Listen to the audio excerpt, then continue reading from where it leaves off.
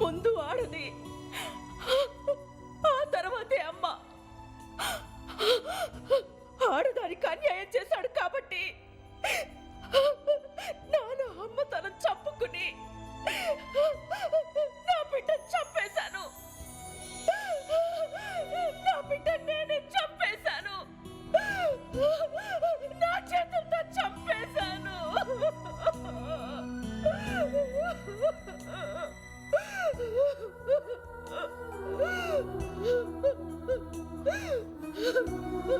యువరాన, ఈరోజు సమాజంలో సోకాల్డ్ అభివృద్ధి పేరుతో వస్తున్న మార్పుల వల్ల గంగలాంటి మధ్యతరగతి కుటుంబాలు ఎలా నలిగిపోతున్నాయో చూశారుగా. Objection your honour. చక్రపాణి గారు సంబంధం లేని విషయాలు చెప్పి కేసును తప్పుదోవ పట్టిస్తున్నారు. Objection overruled. Thank you your honour. ప్రపంచీకరణ నేపథ్యంలో ఉన్నత వర్గంతో పోటీ పడలేక, చాలీ చాలని బతుకులు గడపలేక సామాన్యుల జీవితాలు కొట్టుమిట్టాడుతున్నాయి. విలాసాలు అవసరాలుగా మారి హై క్లాస్ అలవాట్లు సర్వసాధారణమైపోయాయి. కాస్ట్ ఆఫ్ లివింగ్ పెరిగి వచ్చే ఆదాయం సరిపోక ఆడా మగ కలిసి సంపాదించిన సరిపోని రోజులు. పోటీతత్వం పెరిగింది. మనిషి విచక్షణ కోల్పోతున్నాడు. డబ్బే పరమావధి అయిపోయింది. చివరికి మానవ సంబంధాలు మృగ్యమైపోతున్నాయి. ముఖ్యంగా ఆడవాళ్ల పరిస్థితి రోజురోజుకి దిగజారిపోతోంది. ఆడదానికి అన్యాయం జరిగిపోతుంది అనటం ఈ మధ్య చాలా ఫ్యాషన్ అయిపోయింది యువర్ ఆనర్. ప్రభుత్వాలు మహిళలకి రిజర్వేషన్లు కల్పిస్తున్నాయి, ఉద్యోగాలు ఇస్తున్నాయి, ప్రోత్సాహం ఇస్తోంది. వాటిని అందిపుచ్చుకొని ఒక సానియా మిర్జా, ఇంద్రా నూయి, కిరణ్ బేడి, సునీత విలియమ్స్ ఇలా అన్ని చోట్ల మహిళలు విజయాలు సాధిస్తున్నారు. కానీ తప్పు చేసి తప్పించుకోవడానికి ఇలా నీతి తప్పిన చేతకాని వాళ్ళు చేసే ఆరోపణలే ఇవన్నీ యువర్ ఆనర్. అవును మేడం, ఆడదానికి స్వేచ్ఛ ఉంది. చదువుల్లో, ఉద్యోగాల్లో రిజర్వేషన్లున్నాయి. ఆటల దగ్గర నుంచి అంతరిక్షం వరకు ప్రోత్సాహం ఉంది.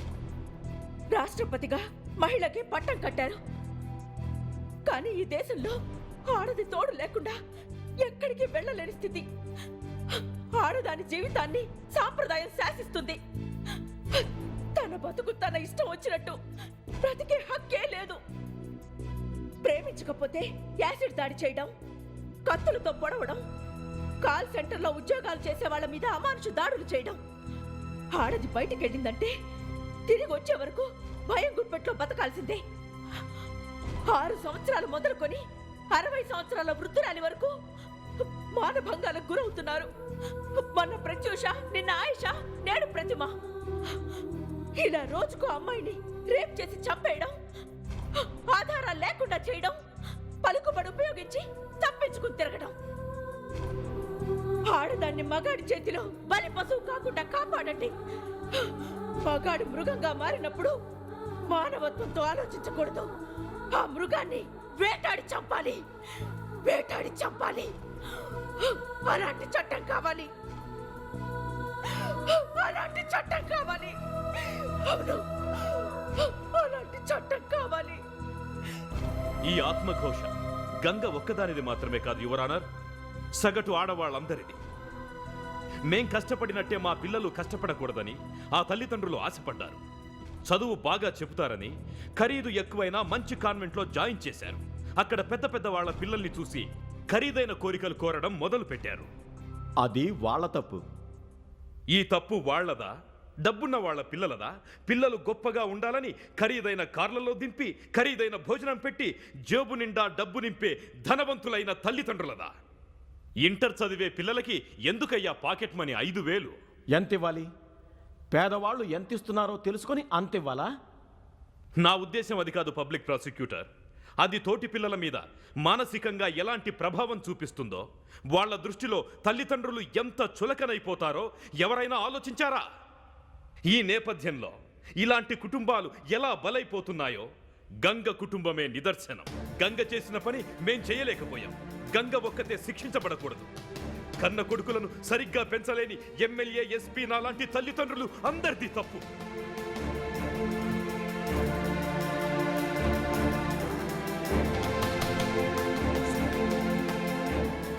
కాబట్టి యువరాన, గంగతో పాటు నన్ను కూడా శిక్షించమని కోర్టు వారిని అభ్యర్థిస్తున్నాను. The court is urgent.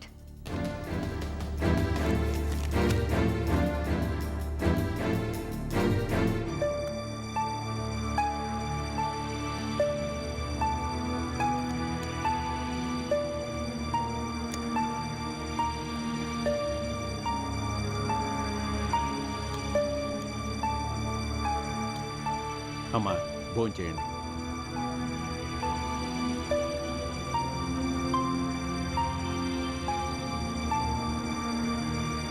ఆడోళ్ళకి అన్యాయం చేసిన వాళ్ళను, ఆడోళ్ళకి అన్యాయం చేసిన వాళ్ళను, ఆడోళ్ళకి అన్యాయం చేసిన వాళ్ళను, మోసం చేసే మగాళ్ళను, మోసం చేసే మగాళ్ళను, మోసం చేసే మగాళ్ళను, మాకు న్యాయం కావాలి, మాకు న్యాయం కావాలి, మాకు న్యాయం కావాలి, మాకు న్యాయం కావాలి, మాకు న్యాయం కావాలి.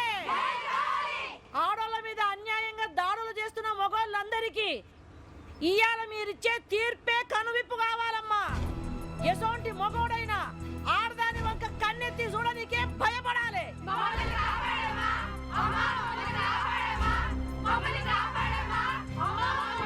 మన ఆడజాతిని కాపాడమ్మా, మన ఆడజాతిని బతికేయమ్మా.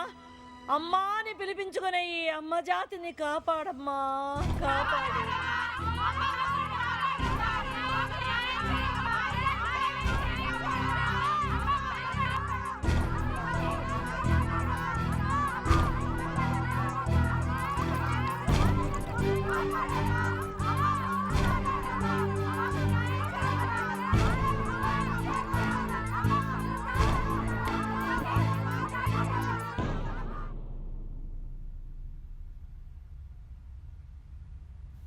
గంగ మాటల్లో ఆవేశం, ఆవేదన, యథార్థం ఉంది. ఇప్పుడు సంఘంలో ఆడవాళ్లపై అన్యాయాలు, అత్యాచారాలు జరుగుతున్నాయి. అంగార గ్రహంలో ఆడదున్నట్టు కనిపెట్టారు గాని భూమి మీద ఆడది ఎలా బ్రతుకుతుందని ఎవరైనా ఆలోచిస్తున్నారా? తరతరాలుగా ఆడది ఎదుర్కొంటున్న సమస్యలకి ఇంకా విముక్తి కలగలేదంటే మానవజాతి మొత్తం సిగ్గుపడాలి. ఆడవాళ్లపై జరిగే దాడుల్ని అరికట్టమని సంబంధించిన ప్రభుత్వ యంత్రాంగాన్ని ధర్మాసనం హెచ్చరిస్తుంది. తన కొడుకు వల్ల సంఘంలో ఆడవాళ్లకి ముప్పు కలుగుతుందని, అలాంటి వాళ్లు బ్రతకూడదని, గంగ కొడుకుని చంపడం కూడా ఆడవాళ్ల ఆత్మరక్షణార్థంగా చంపిందని కోర్టు భావించి ఆమెను నిర్దోషిగా విడుదల చేయడమైంది.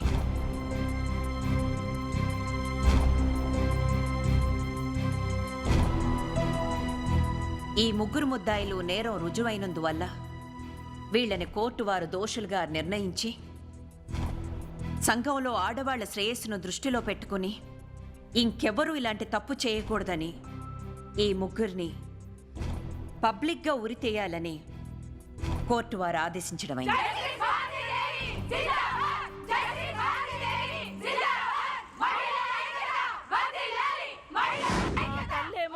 చట్టాలకు కూడా భయపడకుండా గాళ్ళకు ఉరి శిక్ష వేసింది. గాళ్ళేమో మీది కోడుకు పోయి గదేదో గది బేలంట గది తెచ్చుకొని అందరు బయటకు వచ్చిండ్రు. అంటే మన కోట్ల న్యాయం జరగలే. వీళ్ళందరూ పొద్దుగూకంగానే అందరు స్టార్ హోటళ్ళలో కలుసుకుంటారు. మనోజ్ హోటళ్ళ కేసుల్ని తారుమారు అంటే కిందికి మీదకి చేస్తారు. గీడ మనకు న్యాయం జరగలేదని తెలిసిపోయింది. గీళ్ళని ఎవరో కాదు మనమే శిక్షించాలి. బంగారం వసంటి నా ఇద్దరు బిడ్డల్ని నా రెక్కల కష్టంతో చదివిపించుకుంటున్నా. కాలేజీ నుంచి తిరిగి వస్తున్న నా ఇద్దరు బిడ్డల్ని ఎత్తుకుపోయి ఘోరాతి ఘోరంగా మానభంగం చేసి చంపేసిండ్రు. నేను పోలీస్ స్టేషన్లో కంప్లైంట్ ఇచ్చిన, అయినా దీని గురించి పట్టించుకున్న నాథుడే లేడు. నేను తెల్లార్లు నా బిడ్డల కోసం ఎదురు చూసుకుంటా కూర్చున్నా. నా ఇద్దరు బిడ్డలు పీనుగలై నాకు కనిపించిండ్రమ్మా, పీనుగలై కనిపించిండ్రు.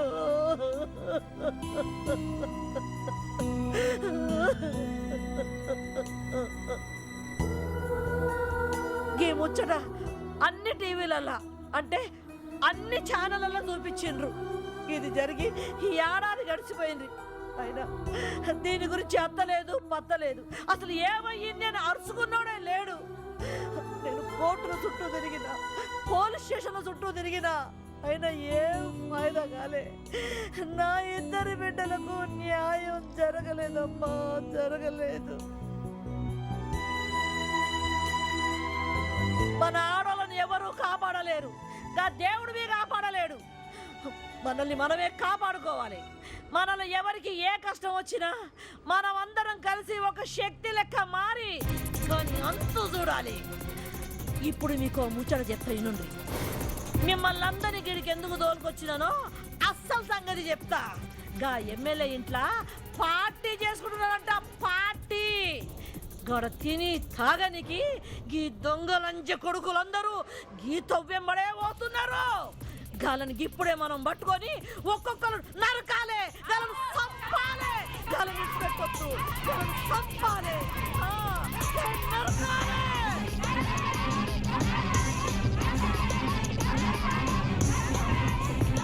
చంపాలే, నరకాలే, చంపాలే, నరకాలే, నరకాలే,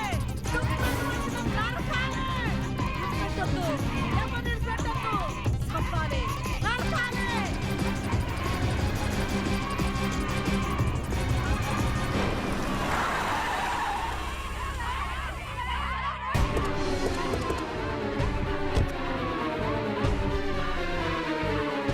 వాళ్ళని చంపేస్తారేమో సార్. ఇప్పుడు ఏం చేద్దాం సార్? అది మామూలు మహిళా ఉద్యమం కాదు, సునామీ కన్నా ఎంతో శక్తివంతమైంది. దానికి ఎదురుగా వెళ్తే మనం కూడా కొట్టుకుపోతాం. వెళ్దాం పదండి.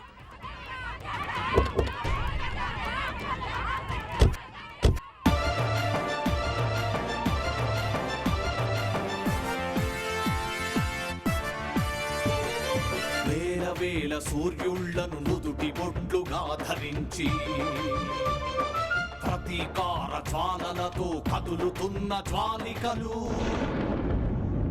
పాపానికి పరిహారం ప్రజల ముందు జరగాలని నరమహిషాసురుల పైన తిరగబడ్డ కాళికలు, అడుగు అడుగులో పిడుగుల చడివానలు కురిసినట్టు అదిగదిగో ఎటు చూసిన అగ్నినేత్ర జన రుద్రులు రాస్తున్నారీనాడే యారవ వేదం, చేస్తున్నారీనాడే నెత్తుటి యజ్ఞం. కన్న తల్లి కళ్ళలోన కన్నీటి ఖడ్గధార మహాయజ్ఞం, ఆడదాని గుండెలోన పొంగుతున్న అగ్నిధార మహాయజ్ఞం. మహాయజ్ఞం, మహాయజ్ఞం, మహాయజ్ఞం, మహాయజ్ఞం. సూటిగా చూడకు, సూదిలా నవ్వకు.